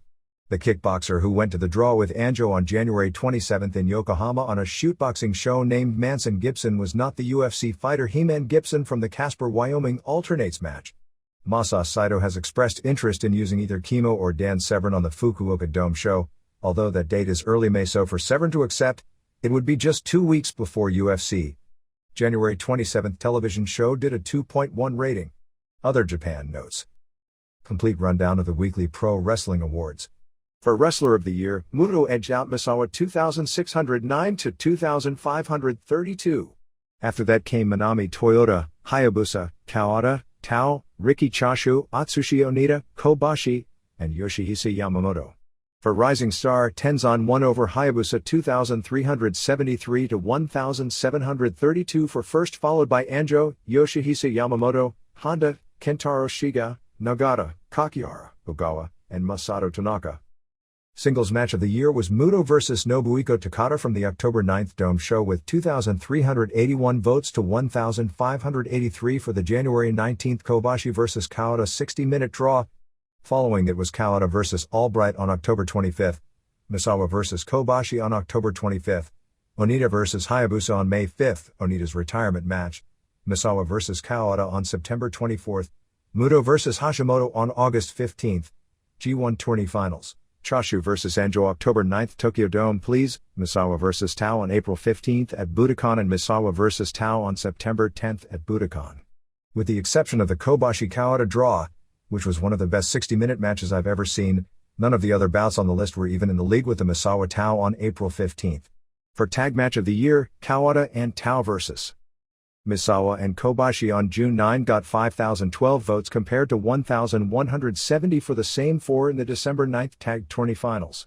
After that came Misawa and Kobashi and Hansen vs Kawada and Tao and Ace on April 2nd at the Dome, Choshu and Nagata vs Anjo and Tatsuo Nakano on September 23rd in Yokohama, first New Japan vs UWFI match where Nagata and Anjo both got their eyes shut, Chono and Tenzan vs Hashimoto and Hirata on June 12 in Osaka, Misawa and Kobashi vs Williams and Ace on March 4th at Budokan, Nagata and Ishizawa vs Kanehara and Sakuraba in the October 9th Tokyo Dome opener, Misawa and Kobashi vs Kawada and Tao from October 15th in Nagoya. This match never aired on television but was another 60-minute draw. Hayabusa and Great Sasuke and Koji Nakagawa vs Super Delphin and Riki Fuji and Takamichi Noku on December 21st in Yokohama, and Misawa and Kobashi and Hansen vs Kawada and Tao and Baba on March 24th at Korakuen Hall, 60-minute draw.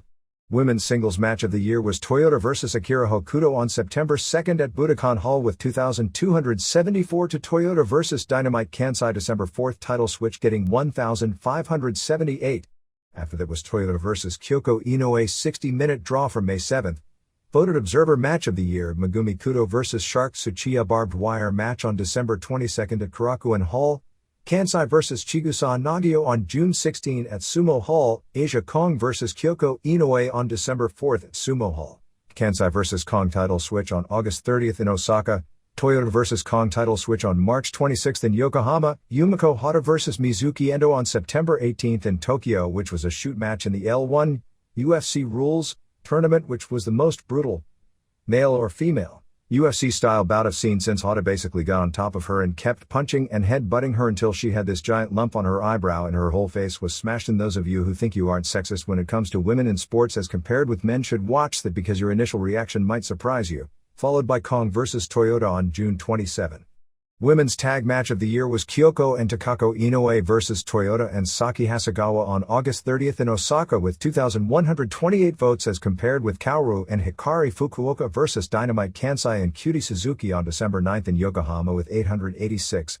After that came Kyoko Inoue and Tomoko Watanabe vs. Toyota and Kaoru Ito in the tag tourney finals on December 10th, Inus vs. Toyota and Blizzard Yuki Hasegawa in the WWWA Tag Title Tourney Finals on March 21st in Osaka, Kudo and Combat Toyota vs. Tsuchiya and Bad Nurse Nakamura and Miwa Sato in a barbed wire bloodbath on September 5th in Sapporo. Kudo and Asia Kong vs. Toyota and Bison Kimura in an interpromotional match on December 21st in Yokohama, Inoue vs. Toyota and Hasegawa on January 3rd at Korakuen Hall, Kong and Kyoko vs. Toyota and Yuki on April 2nd at the Tokyo Dome and Reina Jubuki, Hokuto, and Yuki vs. Toyota and Black Blizzard Ito on November 18th in Yokohama. As you can tell, the nature of the balloting in pretty much any award greatly favors things that happen closer to the end of balloting. Witness a lot of December matches getting more votes than they probably deserved as compared with matches earlier in the year that were better, but there is no such thing as a perfect awards system. Best Foreigner was a big surprise with a shockingly tight race as Albright nipped the Gladiator 2,588 to 2,435. The remainder of the top 10 was filled with surprises as Ace was third, followed by Hansen Dan Severn, who only had one match all year in Japan, which is a sign of just how over UFC is, as he's the only performer who works almost exclusively in the US to crack the Japanese fans list. Ken Shamrock, Boss Rutan, Cactus Jack, Scott Norton, and The Patriot. Best move, showing that submissions are now more over than Daredevil stuff, was Muto's leg whip, Hayabusa's Phoenix Splash, Muto's Figure 4, Tao's Nadawa Choke Slam, Misawa's Tiger Driver, Kawada's Armbreaker, Hashimoto's DDT, Misawa's Tiger Suplex, Misawa's Forearm, and Tao's Dynamic Bomb, Liger Bomb. Akira Hokuto had her final match with AJW on February 2nd in Marukmi, where she teamed with Mima Shimoda and Shaparita Asari to beat Hata and Toshio Yamada and Kumiko Maekawa using her husband's Power Strangle. Hokuto, who has worked as a free agent rather than under contract to AJW the past few years, said she wanted to relax after 11 years and would attempt to get occasional bookings in the United States and Europe. She's very interested in doing a program with Medusa in WCW. Atsushi Onita reappeared on a Tokyo Pro Wrestling show on February 5th, getting in the ring to tell everyone that he isn't coming out of retirement, which naturally everyone took as the beginning of the angle that would lead to him coming out of retirement. Michinoku Pro, which usually runs in tiny villages in the northeast part of Japan, runs Osaka on March 15th and Tokyo on March 16th for big shows. JWP ran a big show on January 31st in Osaka before 1,500 with Kaoru and Hikari Fukuoka keeping the JWP tag titles, beating Mayumi Ozaki and Cutie Suzuki in 29:47. After the match, Ozaki and Suzuki broke up and will start a feud. IWA opened its first all-Japanese tour with new booker Akio Sato, Great Shinja on February 2nd at Korakuen Hall, headlined by an Oriental Bamboo Knife barbed wire board glass death match with the Tokyo Pro Heel team of Great Kabuki and Daiko Kubo Benkei beating Mr. Ganasuke and Ho Chi Win, Tarzan Goto doing his own version of the Great Nita gimmick. Ring's next date was announced as March 25th in Niigata with Yamamoto vs. Bitsaid Terriel and Folk Han vs. Dick Leon Frey as the double main event. Akira Maeda will miss the show due to knee surgery, so Yamamoto, who they've been grooming ever since he lasted nearly 20 minutes in a legitfully Tudo match with Hickson Gracie, will have to carry the ball. Yet another new promotion has formed called Universal Valley Tudo, as opposed to the Valley Tudo that Gracie and Satoru Sayama have run two shows of, with a first date being April 5th in Tokyo Komazawa Gym with Koji Kiao vs. Pedro Otarvio of Brazil on top. I'd have to assume this is a work because they have to give Kiao a win in what purport to be a shoot in Japan, because Hoist Gracie is interested in doing a match with him later this year either in Japan or in UFC.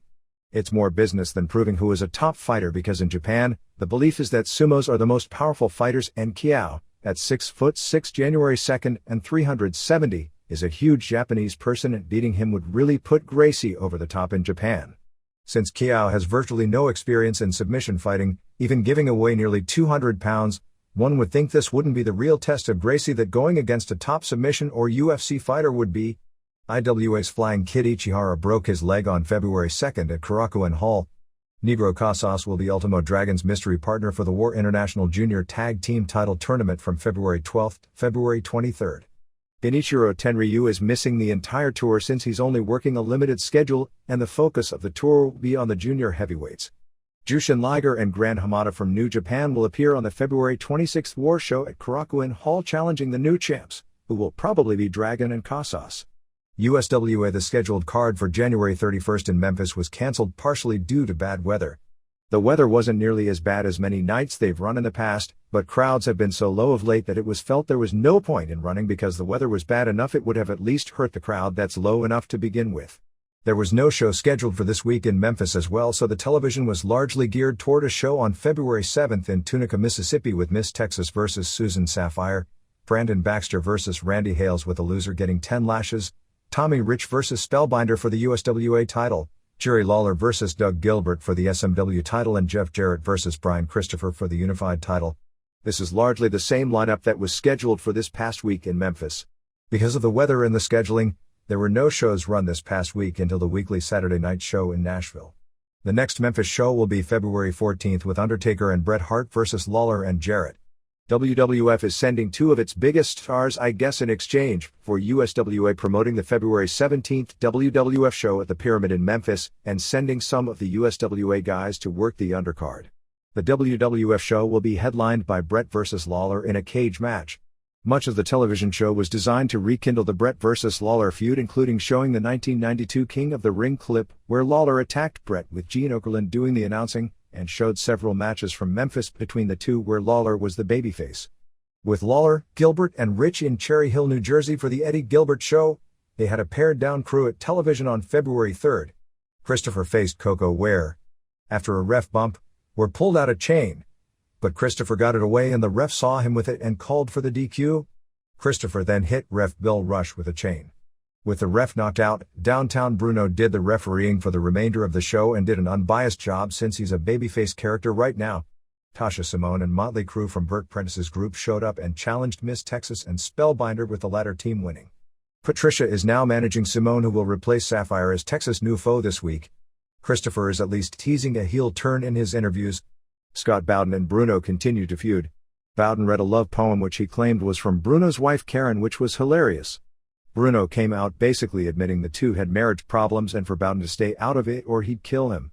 ECW. The February 3rd show in Queens, New York drew another sellout of about 1,200 fans and $27,000. The number was down slightly from the first show because of complaints from people who couldn't see, but they still turned away several hundred. A current affair was at the show doing a piece for Sweeps. The Eliminators won the ECW tag titles, beating Cactus Jack and Mikey Whipwreck when both Jack and Raven turned on Whipwreck. 911 is history. He was either fired or quit, depending upon who one talks with, but the basic problem is he didn't want to put Taz or Sabu over. Woman appeared at the Queen's show basically doing the same angle she did in Philadelphia with a different twist, again trying to get Sandman to go to WCW and also Scorpio, and again Scorpio turned her down and carried her to the back of the building and threw her out. A correction from last week. In the segment in Philadelphia, they never used the term whore on woman, but kept using the term bitch. Juventud Guerrera made a surprise debut. Apparently Psicosis was stopped at the border because his visa had expired, so Rey Mysterio Jr. went back and brought Guerrero with him to New York, and the two didn't arrive until late. Mysterio Jr. won the match, with the highlight being him doing a rope-climbing Frankensteiner off the top rope to the floor. Chris Jericho debuted, beating Rob Van Dam in what was said to be another hot match. Paul Heyman wants to book Mysterio Jr. vs. Guerrero for February 17th in Philadelphia and March 8th in New York and March 9th in Philadelphia. However, there is a lot of pressure from WCW for Conan, who is the intermediary, to have them work for WCW instead of ECW. In case that's it for them, they ran an angle where Mysterio Jr. was carried out after Taz hit a devastating suplex on him. Woman came out and told the fans, "You can see the kind of action you're seeing tonight every Monday night live on television," and said she wasn't leaving. They did the business with Sandman and Scorpio carrying her off. Stevie Richards and Blue Meanie then confronted Sandman and said Raven ordered them to beat him up. Sandman then clocked Meanie with the cane, and when he went after Richards, Richards said he quit Raven's nest. Raven then came out and told Richards he was sick of him and threatened him, telling him he screwed up by not making sure Beulah took her pill every day. Richards then announced a sexual harassment lawsuit against Missy Hyatt, which was basically a spoof of Hyatt's deal with WCW, claiming Hyatt molested him on television. It wound up with Hyatt and Sandman getting together based on having Raven and Richards as common enemies. Hyatt's character will be called Mommy. Because of problems with the commission in New York, and there were many, Heyman decided against using blood until the last match on the show, Sandman and Scorpio over Gangstas with Sandman and New Jack bleeding. The February 2nd show in Reading, Pennsylvania drew a sellout 550 with Sabu over Cactus Jack on top. Bam Bam Bigelow debuted in New York. Taz was calling for 911, but Todd Gordon came out and said that 911 was afraid of him, thus burying 911. Taz then went after Gordon when Bigelow made the save. It's not a done deal that Bigelow will work here as he's still under contract with WWF, but they are going to at least make an attempt at getting him to work with Taz. A correction, on the back of Cactus Jack's t-shirt at the last Philly show, it didn't read future WWF superstar as we had reported, but join the new generation. Here and there. The latest on the May 18th show in Los Angeles is that there is a lot of talk about inviting Terry Funk to do a retirement match in the United States. Backup talk about the main event in case politics gets in the way of Inoki vs. Vader is Inoki vs. Perro Aguayo. There has also been talk of inviting one of the Gracies, although nothing is confirmed on that account. Dan Severn's name has been mentioned as being considered as an indie for the show, which will have several shoot style, as opposed to shoot, matches, but since the show is one day after UFC, it doesn't sound feasible. According to the organizers, they are most definitely planning for this to run on pay-per-view both in the United States, and Inoki is attempting to put together pay-per-view in Japan on a very small scale as well, which based on the date involves considerable headaches since it would be one day after what will probably be the biggest UFC show of the year and one day before a WCW pay-per-view and 8 days before a WWF. A press conference is expected in conjunction with the Cauliflower Alley Banquet on March 16th, and Inoki, Seiji Sakaguchi, New Japan, and Chigusa Nagioja are expected to attend, and they've mentioned Steven Seagal, who apparently is a big Inoki fan from when he lived in Japan, as possibly being involved. All Japan Pro Wrestling starts a tour on May 17th, so if they participate in the show, it probably won't be with their top names. They've also expressed being uncomfortable with the fact that Baba's longtime business rival, Antonio Inoki, is putting together the show, so Baba may be given an honorary chairmanship as a political maneuver. The WWF asked to handle the pay-per-view, but WCW then said they wouldn't participate, so the idea now is to get an unaffiliated third party involved, and meetings are scheduled this week in that regard. Also, the name World Wrestling Festival will be changed because Eric Bischoff didn't like the name because it sounded too much like WWF. A new name will be voted on in the upcoming weeks. UFC officials have also been invited, and K1 from Japan has asked to attend, although the festival is debating on that one since it isn't pro wrestling at all. The card, or at least a great part of the card, is expected to be announced within 2 weeks as Inoki is putting it together. There will be inter-promotional matches, although none with WWF versus WCW of course. The Mexican wrestlers actually requested matches outside of their normal promotion matches, going against smaller Americans or more likely Japanese. WWF only wanted to work its own wrestlers against each other. WCW has agreed to allow its wrestlers to work against Japanese wrestlers. Both AAA and EMLL have agreed to allow their wrestlers to work against Japanese junior heavyweight wrestlers, although they won't work against each other. Funk will be a guest on the cable radio network, 6 p.m. Pacific Time, 9 p.m. Eastern, wrestling show on February 9th, in which he is expected to either announce his retirement from the U.S. or announce one final match in Los Angeles. He's interested in doing a few more matches in Japan if the money is right, but basically this probably really is the end of the line. We've heard that before, but this really is the time. Texas wrestler Gary Young was on the Montel Williams show that aired on February 5th, being reunited with his daughter. Speaking of Texas, we received virtually no phone calls at all, 9 as of press time, on the CWA pay-per-view show on February 2nd, which leads me to believe the buy rate would be the lowest in history. Over the last week before the show, in a desperate attempt to garner interest, they attempted to market it as a mixed martial arts team match with men of different disciplines as opposed to pro wrestling, but once the show started, there was no reference to martial arts. The show was put together by the family on Dom Middledy, who they billed as the Ultimate Bodyguard Champion, sound familiar? And who was described as among the biggest jokes of all time. Suffice to say, everyone said it was the worst pay-per-view show in history, and all the Herb Abrams crap was compared favorably. Cebu failed to appear for the NWA Eddie Gilbert show on February 3rd, although the situation was entirely different from the previous week. Cebu was originally scheduled to work the Gilbert show in a prelim match. Originally he was set to face Devin Storm, although that had to be changed when Storm got a job with WCW and was booked into Orlando, and get a ride to New York for the ECW show where he'd work late in the show. Cebu attempted to contact Dennis Corraluzzo all week, but Corraluzzo didn't return his calls, miffed because of the no-show the previous week, and doesn't want to use him, at least at this point, because you never say never in this business. UFC is dropping its price from $24.95 back to $19.95 for this pay-per-view show, as I guess $24.95 was a special price because Ultimate was a special show and this show is more of a show to develop and create new stars rather than a blow-off show. The original Ivan the Terrible passed away at the age of 97. An amateur wrestling magazine called Wrestling Institute News Magazine had an extensive feature on Severn winning the UFC. It did mention him going into pro wrestling in Japan and winning the NWA title. Severn said upon meeting with UFC officials before getting into his first UFC, "I think they saw me as an overweight, slightly over-the-hill wrestler with some good credentials. I think they thought I would be someone they could add to the list of victims for the Gracies." The 2020 feature on Severn is scheduled for February 9th. In the article, Severn said that his wife, when asked what her husband does for a living, says he's an astronaut because she doesn't know how to tell them he's a pro wrestler or UFC fighter, so she came up with something as dangerous. The magazine also had an article on the great pinners in the history of college wrestling. Severn ranked number 10 on the list with 73 pins in 139 college matches, 1977 to 81, among the zillions of wrestlers that have competed at the top level in college and all weight divisions going back to the 50s, when accurate records started being kept. Number 1 and number 2 on the list were also pro wrestlers, number 1 being 420-pound Chris Taylor, who was a national celebrity in the early 70s because of his size, but never really made it in pro wrestling, and number 2 is Danny Hodge. The remainder of the top 10 never went into pro wrestling, although most readers would know of number 3, who was Dan Gable. Severn has a seminar on March 17th at Art Bean's Karate Super Center in Howell, New Jersey.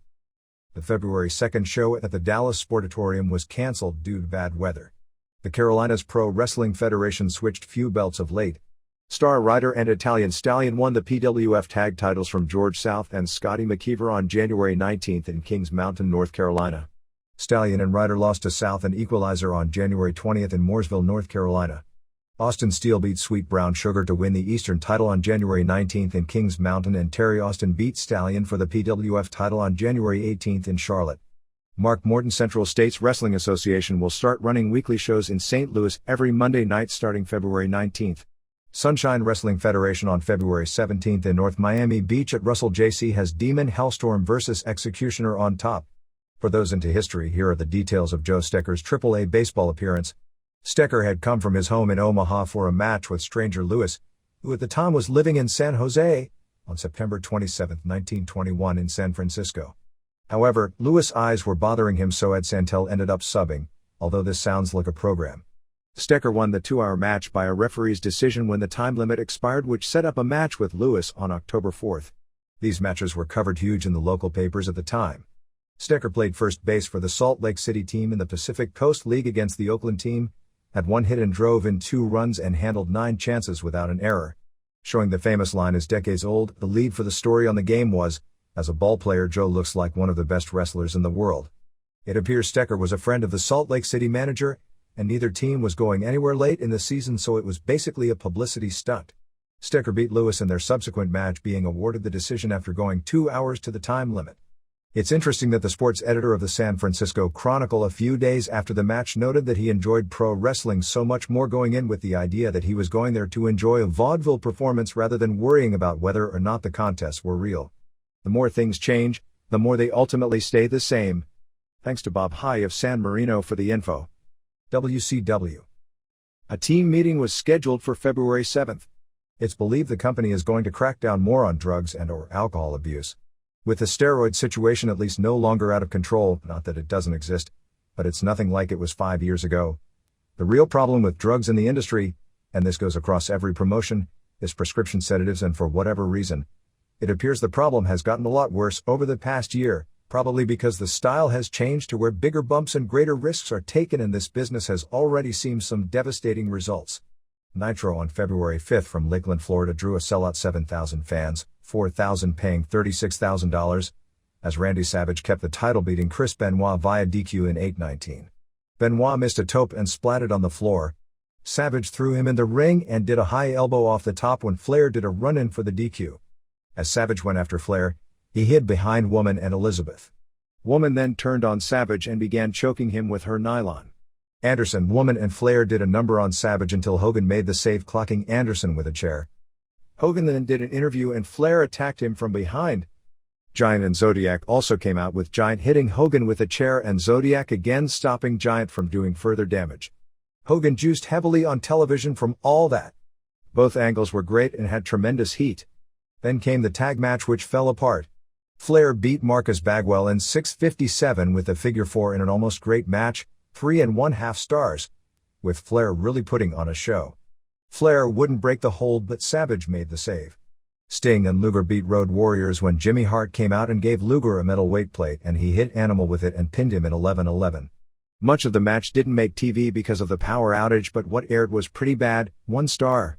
WCW surprisingly won the Monday Night Ratings battle on February 5 doing a 2.9 rating and 4.0 share to WWF's 2.7 and 3.7.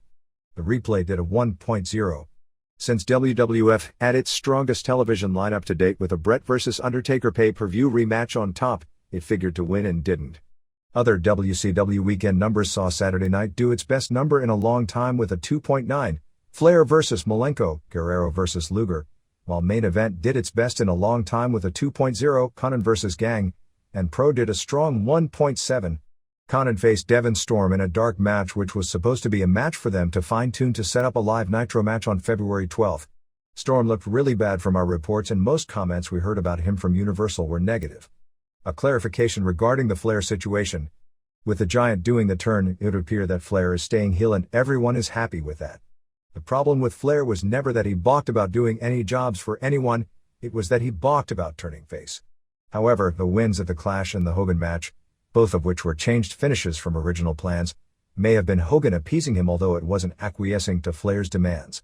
There are also people who believe that Hogan got wind of what WWF was going to do last week and that's why he at the last minute moved the Flair match from the 4th match on TV to the opener, and changed the finish, so he could do the job right before WWF would claim it's in his contract that he never loses.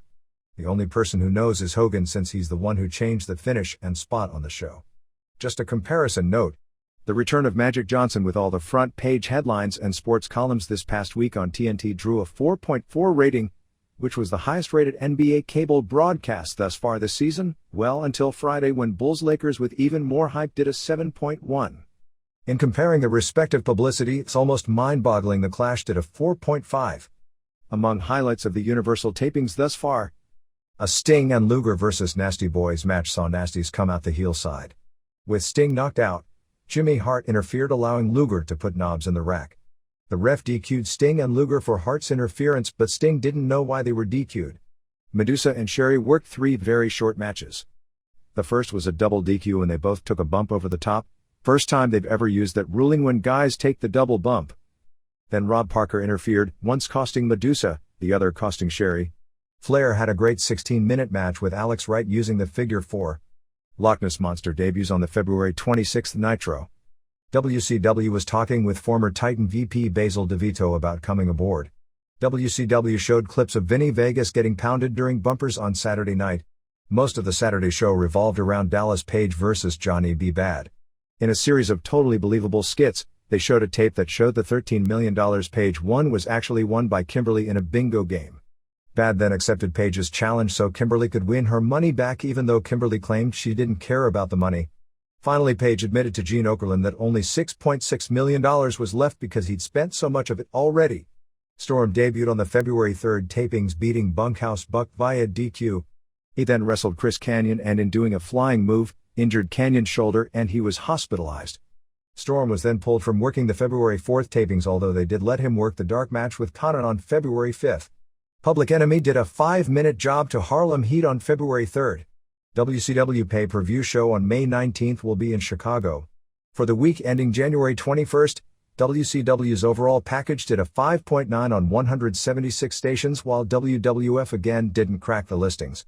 WCW's Clash of Champions that did a 4.5 was the second highest rated show on cable for the week of January 22 to January 28, trailing only the OJ interview on BET which did a 6.9. Nitro matches scheduled for February 19 in Salisbury, Maryland are Savage vs. Flair, Sting vs. Pillman and Public Enemy vs. Nasty Boys. I believe they'll add a giant babyface match as well.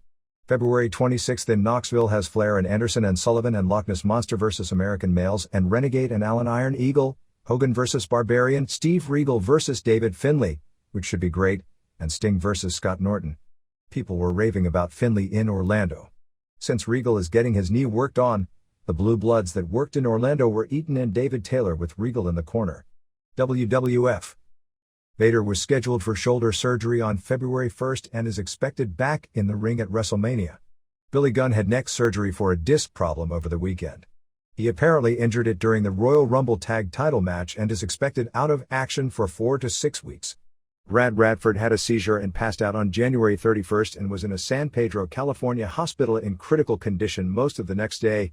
At one point he stopped breathing for between 2 and 3 minutes. It happened at about 11 p.m. on Wednesday night in the front of either his or a friend's house, and he passed out in the pouring rain and laid unconscious until he was found at 6:30 a.m. by a neighbor who saw him passed out. He made a fairly remarkable recovery because he was out of the hospital by Friday, but isn't expected back in the ring for at least 4 to 8 weeks. The WWF's tour of India did great guns, as both the February 2nd and February 3rd shows in Bombay and Bangalore drew in excess of 30,000 fans in outdoor cricket pitches. They weren't even major angle matches, as they just did a series of bouts with the babyface winning every match, with bouts like Bret Hart versus Tatanka on top.